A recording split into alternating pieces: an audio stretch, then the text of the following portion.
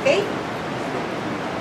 And now my compatriots in the Philippines and all over the world.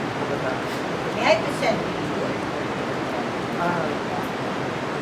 Reynaldo S. Romanos Jr., representing Barangay Captain Judith Cruz, Barangay Captain of San Rafael, Talban, Nabilis mo, Nabilis Rizal, Barangay San Rafael, Inuawada. So now, the pilgrimage intention is this.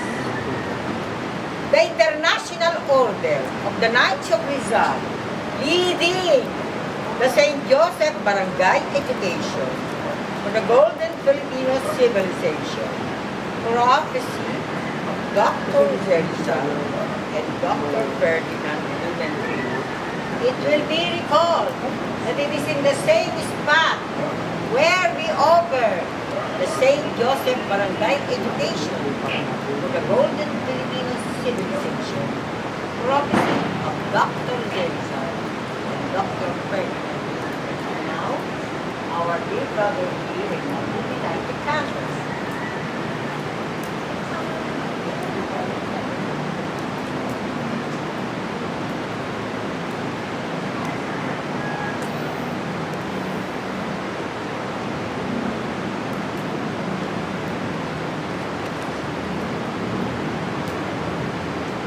May all the Philippine barangays, the basic unit of the local government, in the study of Dr. Rizal, the annotation, Sucesos de las Islas Filipinas, in the United Kingdom, where I was given the grace and the blessing to experience the place where I studied and annotated.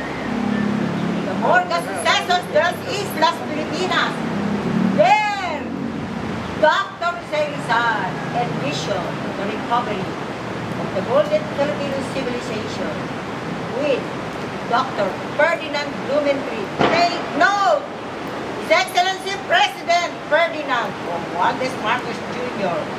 is named also Ferdinand, and the father is Ferdinand Edralin Marcos. Amen.